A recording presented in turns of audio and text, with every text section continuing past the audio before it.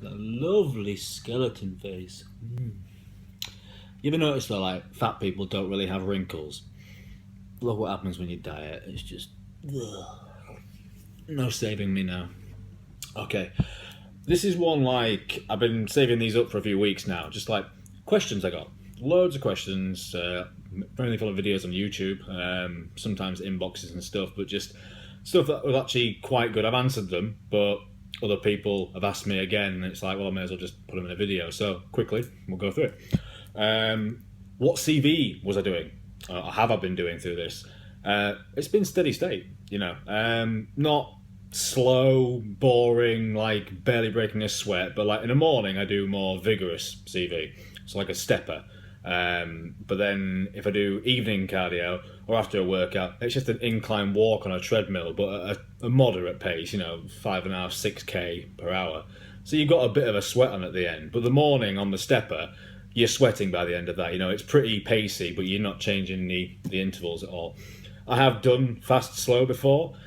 What's the most effective way of doing cardio? The one that works for you. You know, high intensity interval training is going to be the most effective. But people don't really do high intensity interval training because if you were doing it properly, you wouldn't be doing much more than 15 minutes, you know, because you'd be dead. So, you know, it's anything that's going to get your heart rate up is going to help you burn fat. Simple as that. So just if it works for you, don't worry about what the best is. You know, I've done nothing but steady state all the way through this, not carrying much body fat. You know, do I stop taking creatine? No. It's an absolute total fucking bullshit bro science myth that creatine has anything to do with subcutaneous water. It doesn't. It has to do with intramuscular water, which is what you want, you know. So if you're thinking that you're going to drop your creatine and look leaner, or you know you think you're going to look like you're not as lean or not as shredded because you're taking creatine, you're wrong. The only reason why, and you shouldn't really change anything, add in or take away, but the only thing I would suggest is if you're over your category weight and you're really struggling, you're absolutely shredded, but you're still holding some weight, you could drop your creatine and you might drop a pound, you know, you might drop, depending on how big you are, you might drop 2 pounds, who knows, but that's the only way I'd even suggest that you should drop your creatine if you're taking it. Other than that, keep everything the same. I said I had an injury. Yes, I still have an injury. This whole thing here. But for 4 weeks now, it's not hurt me while I've been training. It's tight and it's there, but I've not pushed it. Now I've got a pain in this side. So I don't fucking know. I'm ignoring it. I'm just carrying on. But I can't really do big pressing movements. But it's worked for me. You know, I'm training better now than I was a month ago. So I'm happy. Am I coming off gear after I do this comp? Yes, but not straight away. Obviously, because I'm taking quite a few different compounds at the moment. What I like to do when I come off, what I did last year, is after the comp, I come off, you know, the tren. I'll come off the EQ almost straight away. I'll stay on the test. I'll stay on a low dose of Anavar and some anti-estrogens, and then phase it out. So eventually, I'll just be on test, and then probably about Halloween times, end of October, I'll start running a PCT. I'm going to come off for at least 12 weeks, and while I'm doing the PCT, I'm just going to run some growth hormone, very low dose. I'm just going to do a little bit of that just to maintain some muscle recovery, because I still want to be able to train hard. And that's what I'm going to do. Do you have your bloods tested? Yes, I mentioned this. Yes, obviously, when you're doing all this to yourself, it doesn't matter how safe you're playing it. You don't know what's going on inside you until you get it checked out. So when I come off, literally around about the week I'm just on test, I will have my bloods done. I'm going to use medicheck.com. They do a sports hormone check. It's 70 quid, and it's a 2-day turnaround. They send you the test. It's a finger prick. You fill the blood up, send it off, and they give you the results back, and it has like liver function, kidney function, red cell count, white cells, has your thyroid levels. It has testosterone levels. Basically, it flags up anything that's going to be, you know, cholesterol, things like that. Absolutely anything that's an issue. And from there, I'll look at it. And after I've done my PCT, after 3 months, I will do it again and see where we're at. And if there's any problems still going on there, they'll be addressed further. Normally there isn't, except my testosterone will probably be still low, but that can be fixed.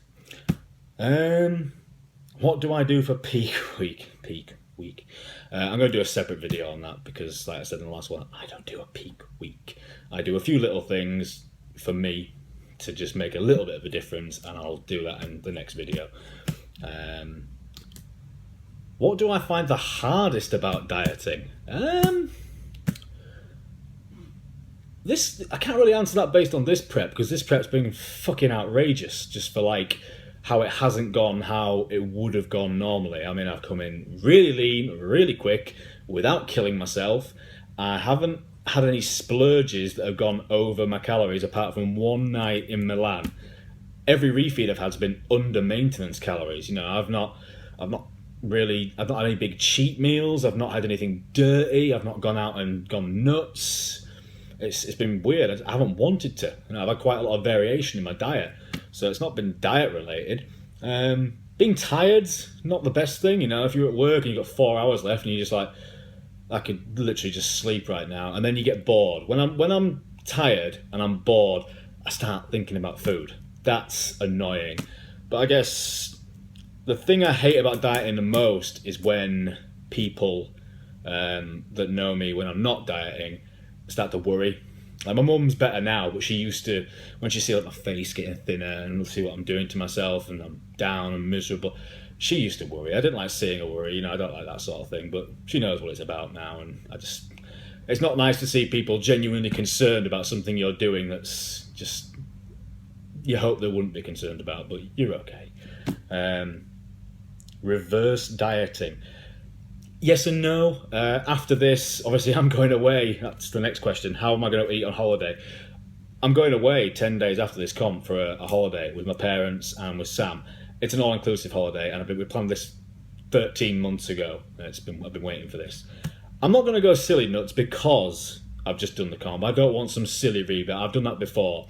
I've gained like 24, 25 pounds in 10 days before, and it's horrible. It's fucking horrible. You feel terrible, you blow away everything you've just worked for, and it's not healthy, you know what I mean? I had fat ankles. You know, you run the risk of getting gout. There's numerous health risks of just like stuffing your face and having a big blowout for a week after a competition.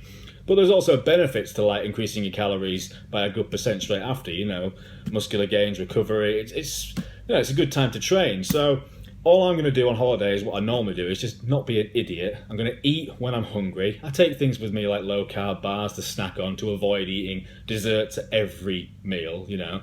And I just sort of go, right, today I'm going to eat a lot of fats, and I'll just avoid carbs that day. And then I'll have a day where I go, you know what, I'm going to eat some carbs today, and I avoid fats. And I do that, and generally I find for me, when I'm abroad or away, as long as I'm not splurging on high fats and high carbs in the same day, I'm okay, I'm fine. But I fully expect to put on some weight on this holiday and, you know, smooth over.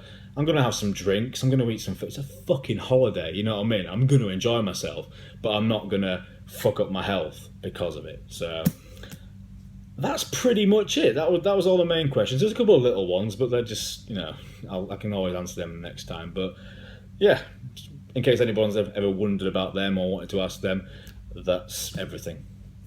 Cheers, guys.